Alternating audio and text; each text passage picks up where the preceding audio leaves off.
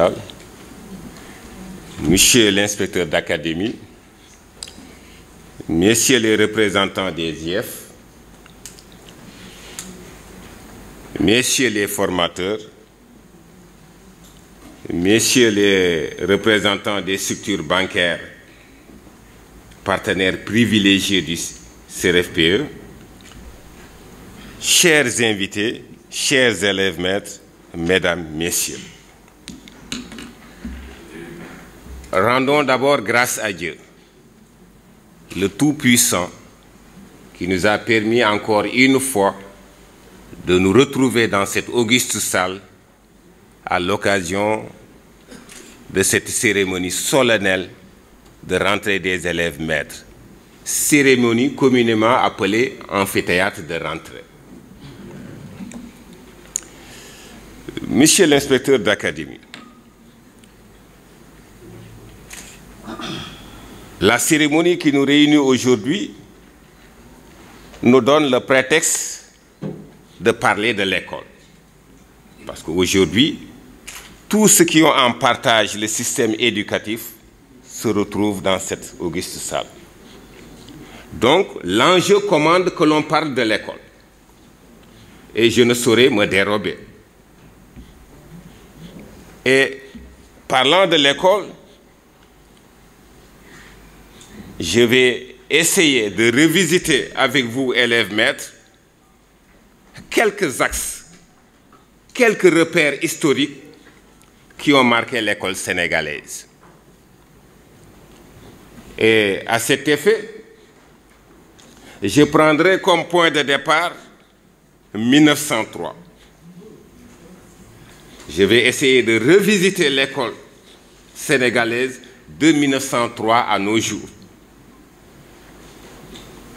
Je ne suis pas un historien, encore moins un historien de l'éducation, mais étant un simple inspecteur qui s'intéresse à la question éducative, je pense simplement qu'il est nécessaire de savoir comment l'école a évolué de la période coloniale et plus précisément de 1903 à nos jours. Alors, mais pourquoi 1903? On sait que 1903 ne marque pas le point de départ de l'école au Sénégal. L'école a bien existé avant 1903. D'ailleurs,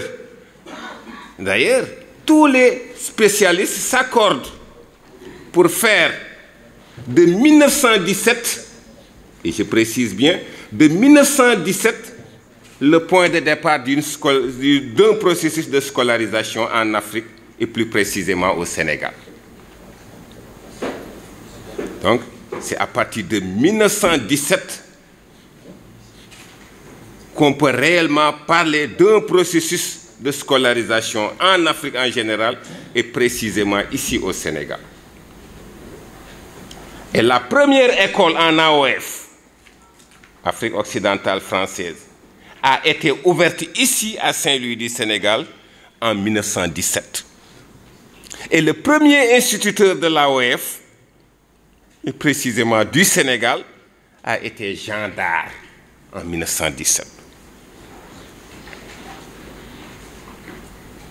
Ensuite, la première école de l'AOF a été créée à Saint-Louis toujours en 1922, c'était l'école des filles, et en 1864, l'école des fils de chef, appelée par dérision l'école des otages. C'est dire que donc, ce n'est pas à partir de 1903. Mais, je vous ai dit que si j'ai pris 1903 comme date repère, c'est que le 24 novembre 1903, le gouverneur général Roum a mis en place le premier système scolaire de type public pour l'AOF. Et à cet effet, il nomma Georges Hardy comme le directeur général de l'enseignement dans toute l'Afrique occidentale française. Une fois nommé directeur général, Georges Hardy a créé, retenez bien, a créé la première école de formation des instituteurs en AOF en 1903 à Saint-Louis du Sénégal. Georges Hardy a créé la première école de formation des instituteurs en Afrique occidentale française en 1903 à Saint-Louis du Sénégal. Cette école de formation des instituteurs est restée à Saint-Louis du Sénégal jusqu'en 1913, date à laquelle elle a été transférée à Gorée. Et 2 ans plus tard, en 1915, on lui donna le nom de École normale William-Ponty.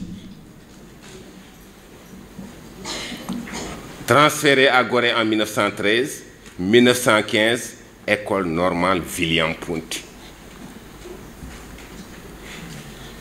L'école normale William-Ponty, la première école de formation des instituteurs en AOF, a été par la suite transférée à Sébikotane en 1937.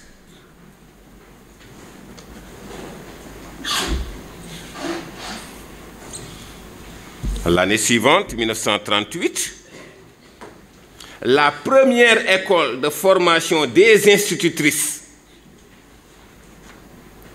je dis bien la première école de formation des institutrices en AOF a été ouverte, pas cette fois à Saint-Louis, mais à Rufisque.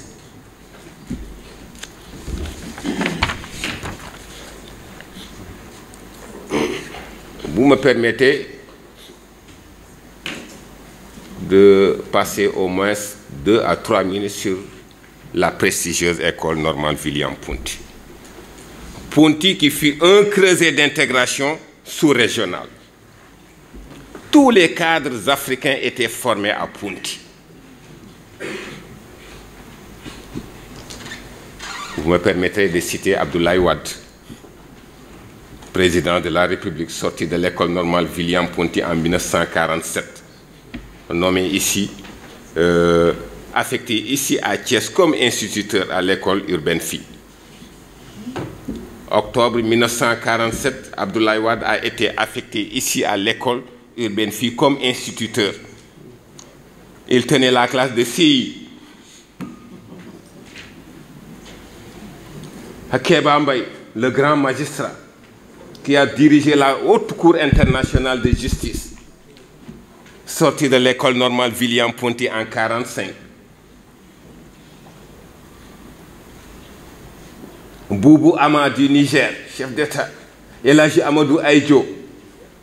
On peut citer aussi Alioune Badara Mbeng, Abdoulaye Sadji, Louis Bodin, le père de Jacques Bodin, Edouard Diatta, le père de Bruno Diatta, Émile Badiane, nous avons le pont Émile Badiane. Je peux continuer la liste jusqu'à 14. C'est dire que des sommités africaines ont été formées à Ponty avec le métier d'instituteur.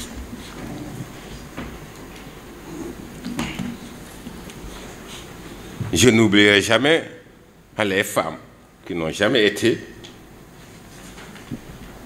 en arrière dans ce combat. Vous connaissez tous Mariama Ba, sortie de l'école normale des jeunes filles de Rufisque en 1949. La première femme députée au Sénégal, Caroline Faye.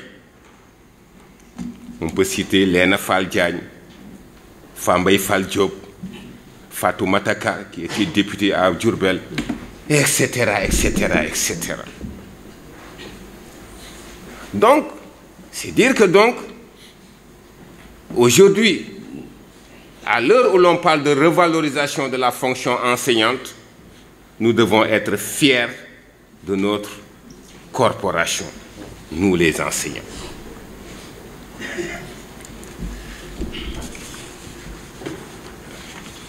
La première période maintenant, de 1903 à 1945, pour l'école sénégalaise. Ensuite, la deuxième période maintenant, de 1945 à l'indépendance. Nous savons tous que la Deuxième Guerre mondiale a conduit les puissances coloniales à repenser leurs relations avec les populations colonisées.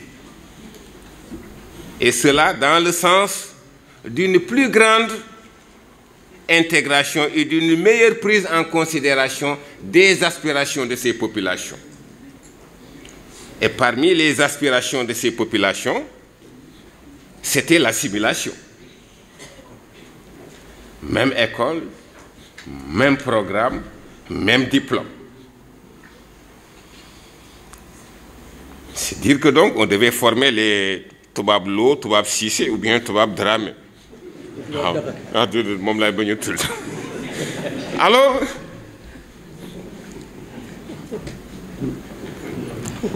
la décision même de la France qui change de dénomination de ses colonies, d'empire colonial, on passe à l'Union française, est assez édifiant à cet égard. Donc voilà l'école sénégalaise de 1945 à l'indépendance. C'était les mêmes programmes, les mêmes diplômes, les mêmes contenus de formation. Un élève du CM2 pouvait, les yeux bandés, dessiner la carte de la France en y mettant les différents cours d'eau, les différentes voies de communication, etc., etc. Tout le programme était calqué sur le modèle métropolitain. La troisième période de l'indépendance à nos jours. L'école coloniale était une école avec une scolarisation restreinte, dans la mesure où son objectif premier était de former un corps de commis de deuxième ordre.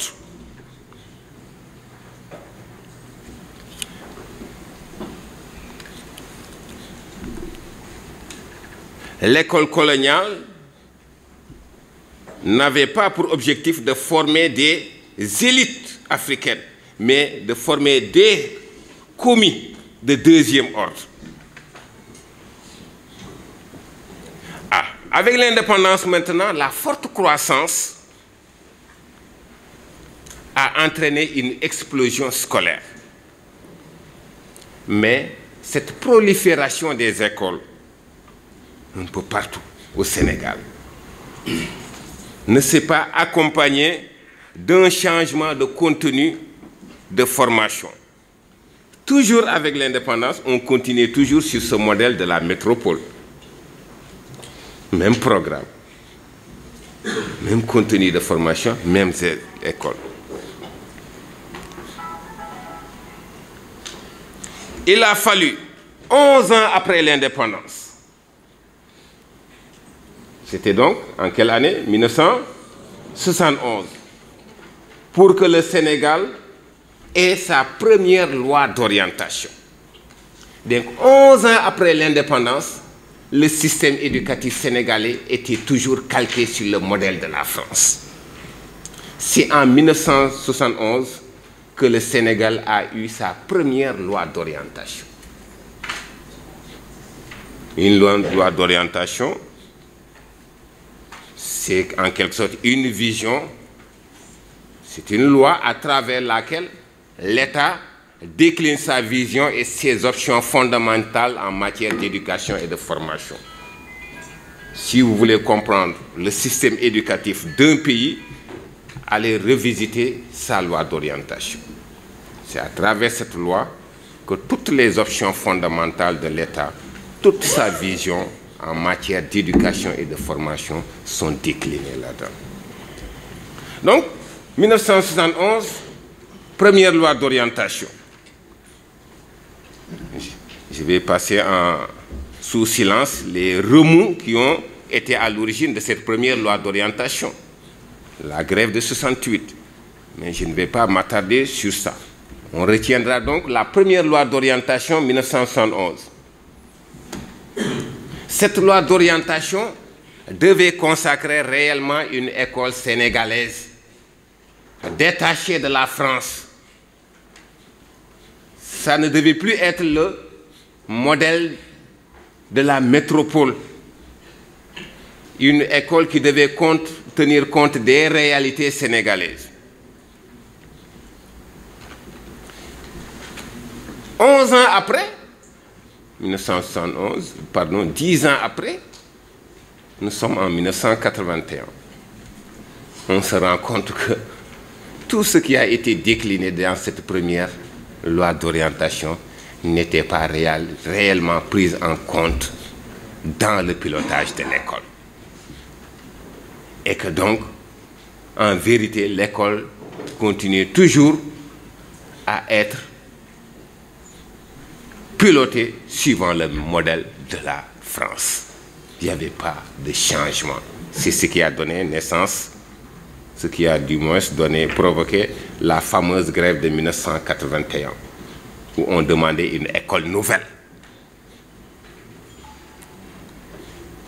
Et Abdou Diouf, qui venait d'accéder à la souveraineté internationale le 1er janvier 1981,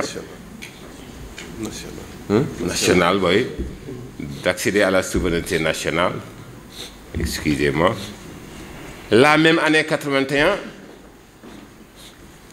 la fameuse grève du SYDES, qui revendiquait un système réellement sénégalais, tenant compte des spécificités sénégalaises.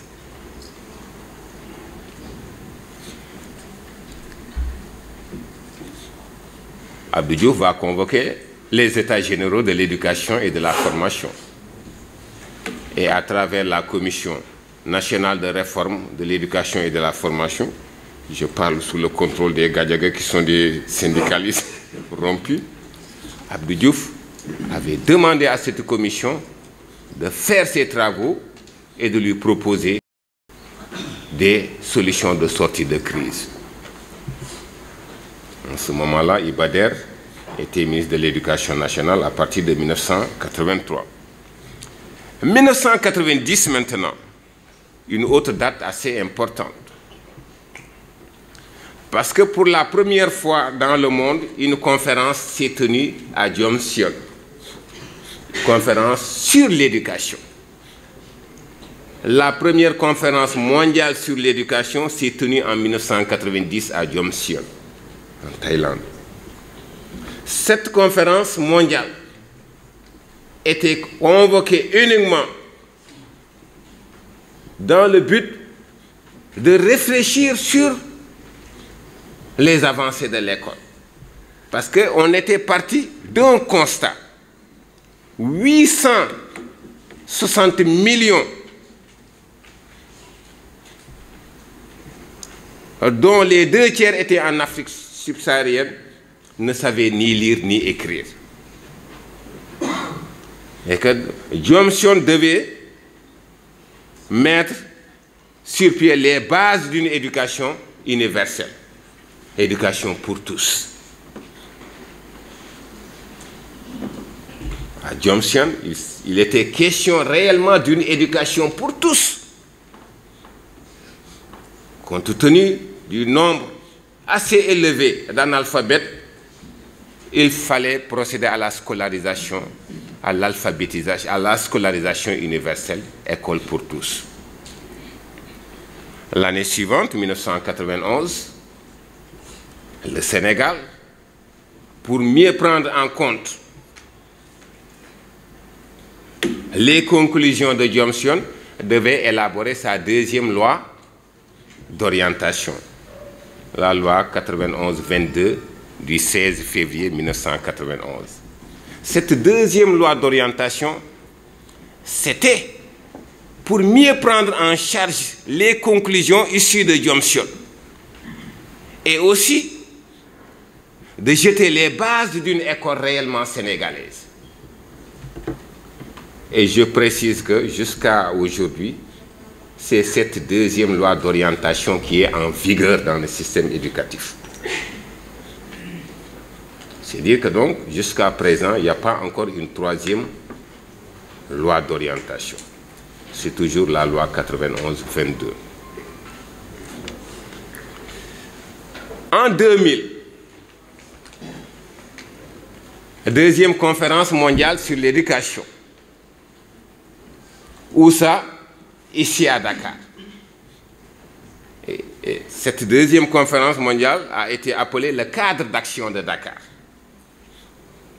La communauté internationale devait se réunir cette fois-ci à Dakar pour évaluer les engagements pris depuis Johnson et aussi esquisser de nouvelles solutions pour l'école africaine. Alors, c'était à Dakar, cadre d'action de Dakar.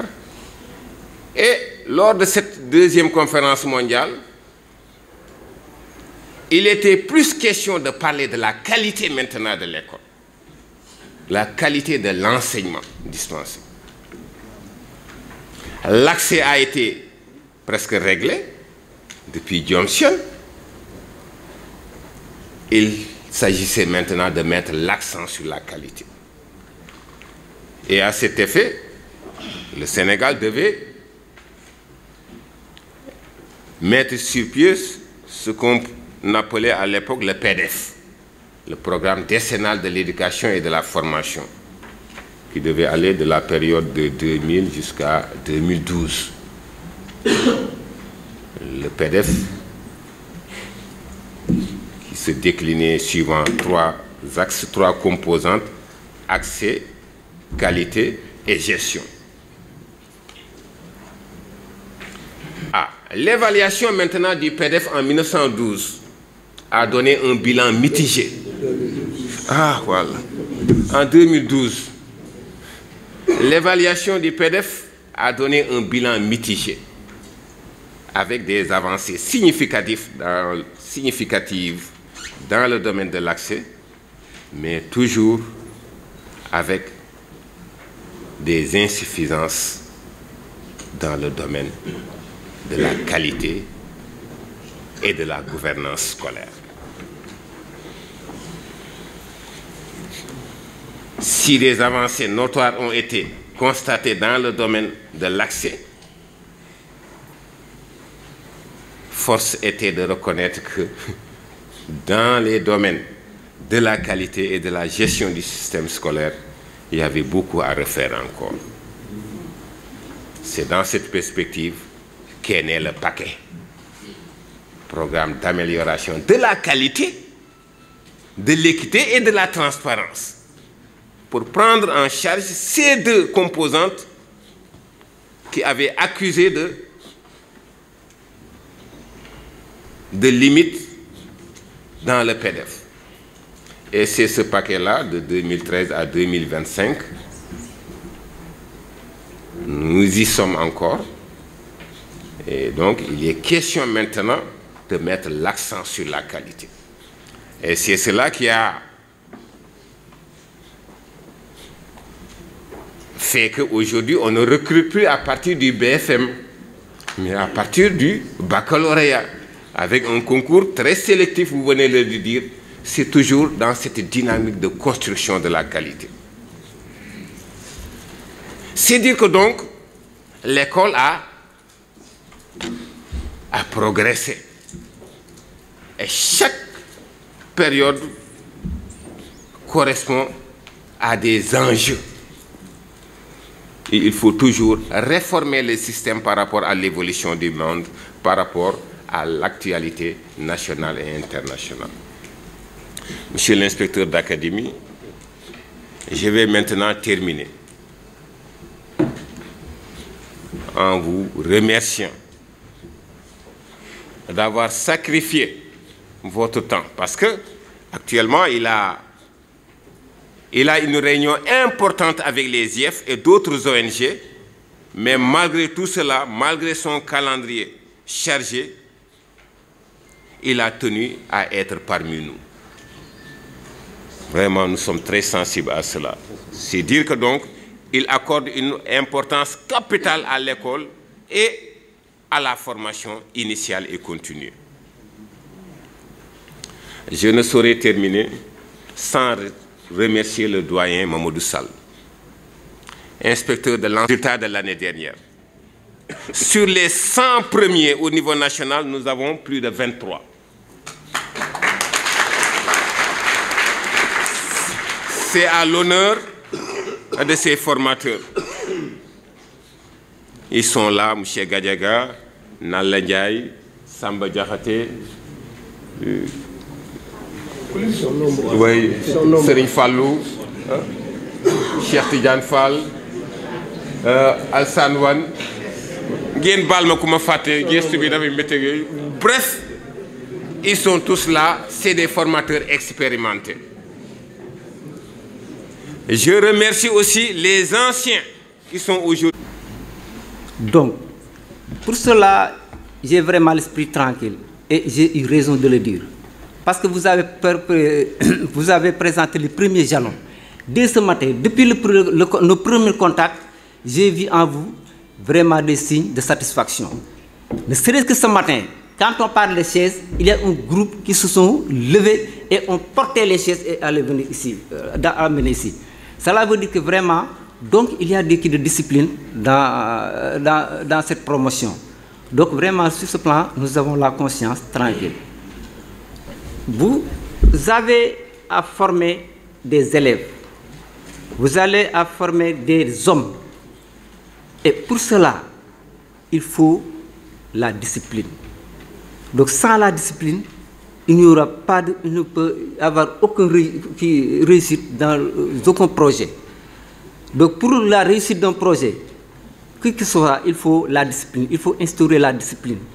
Vous allez former des élèves et vous allez appeler à former, à être disciplinés. Mais vous aussi, cette discipline vous revient. Il faut des compléments idéaux à l'école. Vous avez réussi le concours, mais ça ne suffit pas. Vous allez passer des examens de sortie. Et pour cela, il faut des attitudes par rapport aux formateurs, par rapport au personnel administratif et par rapport à tout le monde. Sur ce point, nous allons parler de la discipline en général. Donc, pour vous rappeler que donc, au niveau du CRFPE, il y a une institution, il y a l'institution d'un conseil de discipline qui est présidé par le directeur du CFE. Ensuite, il est accompagné du directeur des études, du chef de département, du surveillant général et du représentant des stagiaires. Donc, pour dire que sans discipline, il n'y aura pas de réussite. Il y a l'autre qui disait que n'organisez pas la discipline, mais organisez le travail. De la bonne organisation du travail, maintenant naîtra la discipline. C'est à vous de vous organiser pour instaurer cette discipline-là. À l'école, malgré vos diplômes et tout cela, pour la réussite, il faut un code de conduite. Ce code de conduite sera guidé par le règlement intérieur qui vous sera affiché. Peut-être je vais faire l'esquisse de ce règlement intérieur. On ne peut pas parler de tout son contenu ici. Je vais en prendre deux grands points, à savoir la discipline générale et l'assiduité aux activités de formation au centre. Alors, donc après ce conseil de discipline donc, va...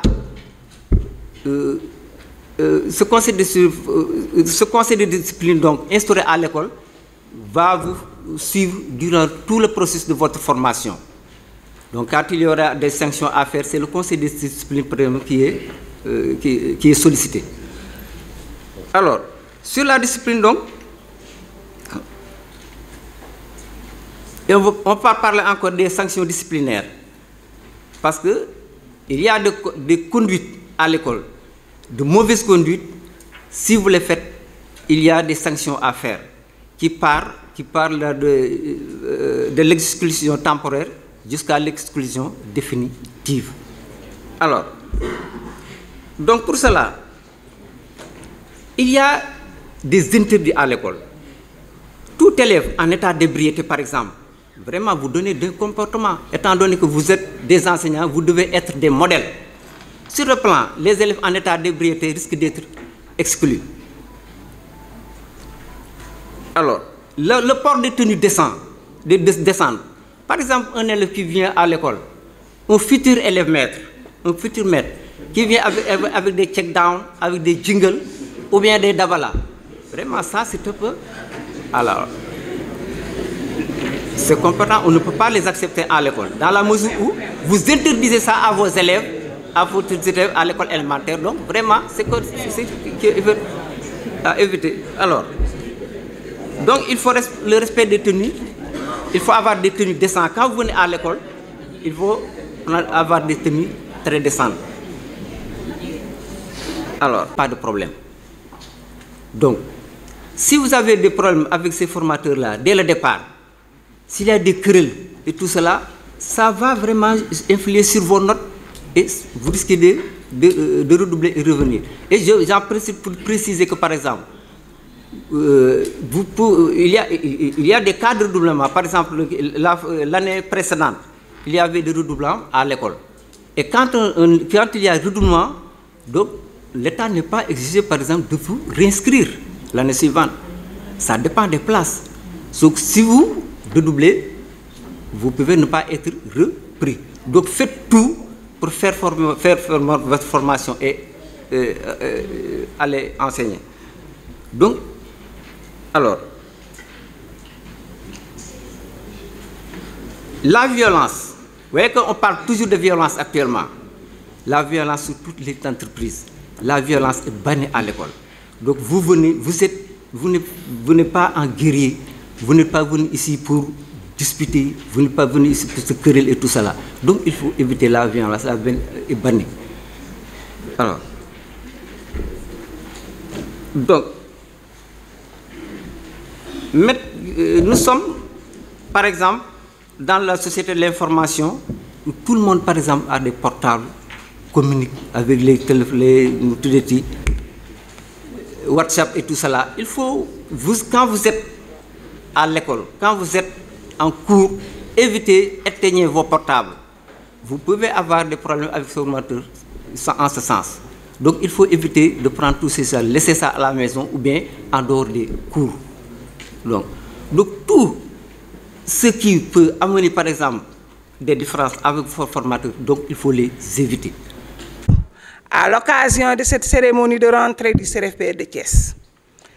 Cette cérémonie qui nous réunit aujourd'hui, en dehors de son cachet symbolique, revêt une dimension fondamentale compte tenu de la mission d'éducation, de formation et d'encadrement de notre établissement.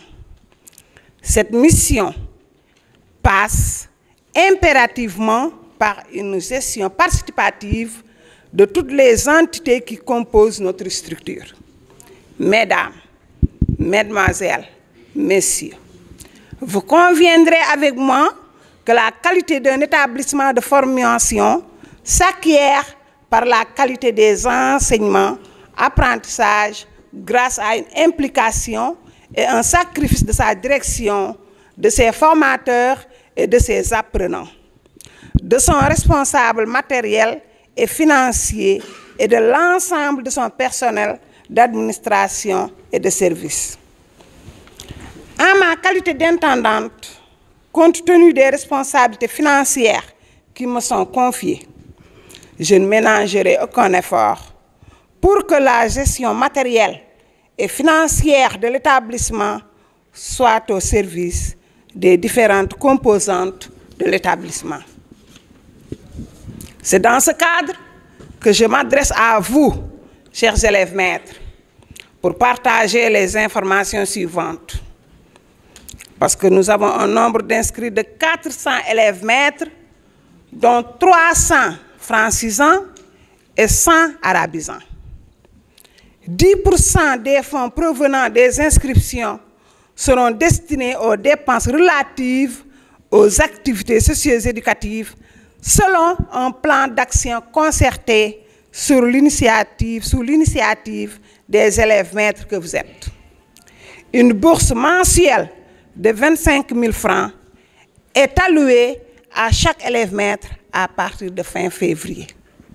En conclusion, chères autorités administratives et locales, chères autorités de l'établissement, chers personnels de l'établissement, chers apprenants de l'établissement, chers partenaires et collaborateurs, chers invités, nous ne saurions terminer sans vous remercier de votre implication et de votre présence pour la réussite de cette cérémonie. À cet effet, nous osons espérer que votre engagement et accompagnement contribueront considérablement à une année de formation, d'encadrement et gestion réussie de notre établissement qu'est le CRFPE de Thiès. Je vous remercie de votre aimable attention. Je sais que tant soit peu vous êtes informé un peu, mais pour vous dire que vous avez une bourse par weer à partir de février. Les 400 élèves qui ont le CRFPE ren bu Thiès accueillir 10e bi yéen a ko moom pour seen activité socio-éducative. Di ngeen def seen bureau ak seen yépp def seen planification. Après vous vous approchez de l'intendante et de son staff pour mieux élaborer avec vous vos activités socio-éducatives. Je vous remercie. Merci. Notre univers académique. Nous rendons grâce à Dieu à la réussite de ce concours devenu très rigoureux et sélectif. Nous sommes fiers et nous nous en réjouissons. Sur 27 775 candidats, seuls 2 985 ont été retenus au niveau national, ce qui montre amplement le mérite de cette élite. Honorable assistance. En effet, l'enseignement est une ferme passion affiliée à une volonté commune de construire l'avenir. Il ne suffit pas d'avoir le métier d'éducateur, mais il faut l'honorer car c'est une vocation, un métier noble, voire même un sacerdoce. La 6e promo par ma voix vous fait part qu'elle est consciente et prête à agir exclusivement dans les paramètres de la légitimité et de la légalité, en parfaite communion avec la vérité absolue. Nous suivrons la voie de la nature sans nous laisser emballer par les motifs, le matériel ou la pitance. Notre objectif commun, c'est d'atteindre le bon seuil de maîtrise des disciplines que nous serons chargés d'enseigner. Notre noblesse, notre foi inébranlable et nos codes d'honneur qui gazouillent dans nos veines vous surchauffent d'autant ou plus. C'est pourquoi nous osons vous affirmer que la verticale sera devant nous. Nous nous engageons à faire du CRFPE de Thiès le meilleur sur le plan national et qu'ensemble, nous ramperons contre vents et marées pour que cela arrive. Néanmoins, la verticale, qui est synonyme de prestige, passe nécessairement par l'accompagnement de toutes les autorités administratives par le biais de l'éradication de certaines revendications pendant, à savoir le paiement des bourses à temps, le logement des stagiaires et une formation de qualité. Il va sans doute que les autorités ici présentes prendront à la fin de notre allocution l'engagement que nous attendons de leur part. Enfin, pour terminer ce discours, nous vous faisons part de nos acquis ainsi que de nos qualités professionnelles, telles que l'écoute, la motivation, la rigueur et la discipline, qui seront les maîtres mots de nos comportements professionnels. Mesdames et messieurs, honorables assistances, nous vous remercions de votre écoute et nous prions à ce que cette année soit une année de paix et de réussite. Merci et bonne fin de cérémonie. Symbolique. Vraiment très, très symbolique. Très symbolique en ce sens qu'elle marque ce que disent les Anglais dans la course de vitesse, le starting block. Le starting block, vous comprenez que c'est le point de départ. Si le coureur prend un bon départ, il peut espérer être premier de la course. Mais s'il prend un mauvais départ, il est non seulement éliminé, souvent, très souvent éliminé, mais il ne peut pas être premier. En tout cas, il ne peut pas faire partie des premiers. Au-delà de cet aspect et de ce symbole, tous ceux qui ont pris la parole, le doyen l'a dit, peuvent constituer des parrains pour vous. Parce que pour la plupart, ont arpenté le même chemin, où sont de brillants enseignants, de très brillants enseignants. Et vous savez, vous avez embrassé, l'IEF l'a dit, un métier très, très noble. En tout cas, moi, je fais partie des gens qui croient qu'il n'y a pas un métier plus noble que l'enseignement. Il n'y en a pas. Parce que, je le dis souvent dans mes discours, l'enseignant, c'est celui-là qui donne à l'homme, qui rend à l'homme sa dignité. C'est le seul d'ailleurs qui, durant toute sa carrière, n'assiste pas à un seul moment où l'homme perd sa dignité. Même dans le métier de médecin, qui est assimilé au métier d'enseignant, par moment, le médecin assiste à une période où l'homme perd sa dignité. Parce que quand on est malade, il arrive un moment où on ne peut rien faire pour soi-même. On est même souvent enclin à, excusez-moi du terme, faire des choses qui vous amènent à perdre votre dignité. Et le médecin est obligé à assister à ça. L'enseignant est le seul qui n'assiste pas à là où l'homme perd sa dignité. Je fais partie des gens qui croient que même s'il y avait une deuxième vie, je demanderais à Dieu de faire de moi un enseignant.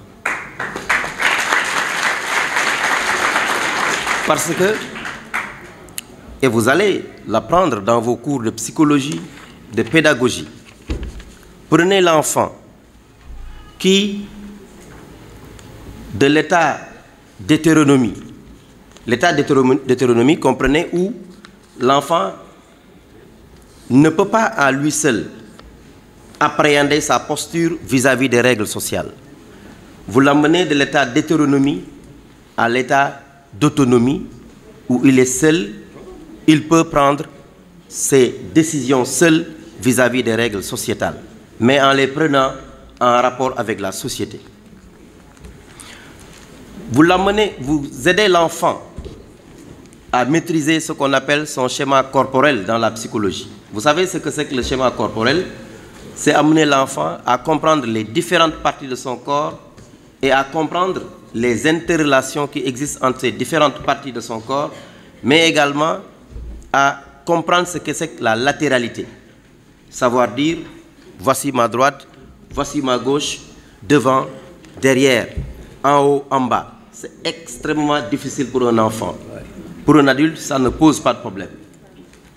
L'enfant, vous l'amenez à quitter son état d'égocentrisme pur, où il rapporte tout à lui-même. Même sa maman, à la naissance, l'enfant pense que c'est un prolongement de sa maman. Vous l'amenez à accepter son alter ego, ce qu'on appelle la socialisation. Avec Durkheim, c'est un auteur célèbre qui a parlé de l'éducation socialisante. Vous allez aussi aider l'enfant sur le plan cognitif à quitter le stade des opérations concrètes au stade des opérations hypothético-déductives. Ça veut dire quoi? Dans vos leçons de calcul, par exemple, en mathématiques, on vous parlera du principe de la variabilité perceptuelle, où, pour que l'enfant puisse abstraire le nombre 1, 2 ou 3, il faudrait qu'il passe par le concret. Il faut varier le matériel. Un bic, un cahier, un livre, etc. pour que l'enfant puisse comprendre que le chiffre n'est pas rattaché à la réalité. C'est le principe de la variabilité perceptuelle que vous allez apprendre également. Vous allez aussi aider l'enfant à quitter son stade d'espace et de temps perçu à un moment où il va concevoir l'espace et le temps. Vous savez, l'enfant, de la naissance jusqu'à l'âge de 6, 7 ans, 8 ans même, il a des difficultés pour comprendre la chronologie. Hier, aujourd'hui, demain. Faites le test, vous verrez, les enfants vous disent, en parlant d'aujourd'hui, ils vous parlent du passé ou de l'avenir. C'est ça qu'on appelle la période où il est dans l'espace, du moins le temps perçu, vous l'amenez au temps perçu où il va appréhender le temps sans pour autant se rapporter à son corps et à lui-même. C'est extrêmement difficile. Et tout cela, c'est l'éducateur et non l'enseignant qui aide l'enfant à aller vers la conquête de la réalité par lui-même, pour savoir que voici mon pied droit, mon pied gauche. Vous verrez, il y a des adultes qui ont des difficultés même pour reconnaître de façon spontanée leur pied droit de leur pied gauche. C'est parce que l'enseignant a commis des erreurs. L'enseignant est celui-là qui, quand il fait des erreurs sur l'être humain, contrairement au menuisier, il ne peut jamais corriger. Il y a des adultes qui, jusqu'à présent, continuent à dire « we » à la place de « ve ». C'est parce que dans la phonétique préventive, dans les leçons de langage, on n'a pas su véritablement prononcer correctement les sons. Et rappelez-vous du rôle, n'est-ce pas, du maître du CI et au niveau du préscolaire. Et vous allez faire une formation, les deux formations, polyvalentes, préscolaire, élémentaire. Vous allez apprendre tout cela pour être de bons éducateurs. Et rappelez-vous, Kant disait « l'homme ne devient homme que par le biais de l'éducation ». Il a raison, parce que c'est l'homme, par le biais de l'éducation, qui fait l'homme. Dieu, il crée, mais c'est l'homme qui éduque et qui donne la possibilité à l'être humain de vivre décemment dans la vie en fonction des valeurs. Les valeurs, elles sont importantes pour les enfants, mais pour nous-mêmes d'abord. Parce que l'éducateur, le bon éducateur est une somme de valeurs. Si vous n'êtes pas une somme de valeurs, vous ne pourrez jamais transmettre ces valeurs à nos enfants qui demain constitueront véritablement les gens qui devront participer au concert du développement de notre nation. Vous leur apprendrez la citoyenneté, le civisme. Mais cela aussi, vous ne pourrez pas le faire si vous-même, vous n'y croyez pas. Je vous invite à y croire parce que l'éducateur, comme le disait l'autre Peggy, en rappelant la définition de la conscience professionnelle, il disait « la conscience professionnelle, c'est l'amour du métier et l'esthétique du travail bien fait.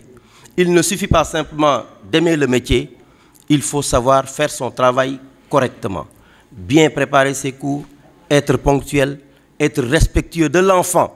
Ce n'est pas un diable, l'enfant n'est pas un diable. Ce n'est pas un être innocent, c'est un être tout court. Un être qui a besoin d'accompagnement pour aller dans la vie et conquérir la vie, n'est-ce pas? Je vous invite donc à suivre correctement la formation, à respecter vos formateurs, à respecter le temps de travail, à respecter tous les cours qui vous seront donnés au niveau du CRFPE. Respectez tout le monde. Le respect, je pense, c'est la première valeur de l'enseignant.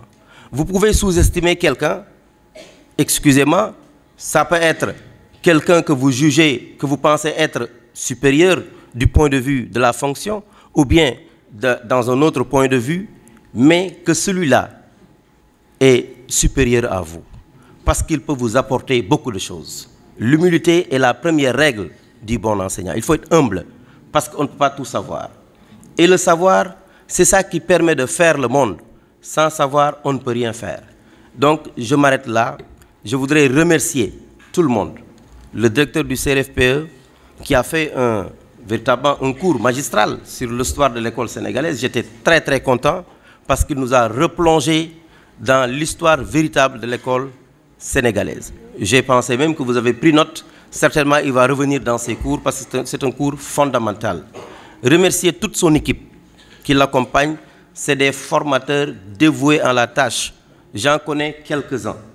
Inspecteur Diakhaté qui est devant moi, Nala Ndiaye qui est devant moi, n'est-ce pas? Il y en a d'autres également, vraiment qui sont des formateurs émérites, des inspecteurs émérites, mais également les professeurs. Tout à l'heure, le chef du département du moyen secondaire a parlé. Vous avez vu, c'est des enseignants, véritablement des éducateurs dignes de ce nom. Remercier également les anciens qui sont à la retraite. Pas anciens d'ailleurs, parce qu'il y en a qui sont partis récemment. Je vois le doyen Cheikh Sadibou qui est devant moi. Yag qui fut mon camarade de promotion en tant qu'inspecteur à la FASTEF, qui est parti également récemment, qui sont véritablement des éducateurs, des références aussi. Vous avez des références, hein? Vous n'avez pas besoin d'aller loin pour chercher des références. Vous avez des références.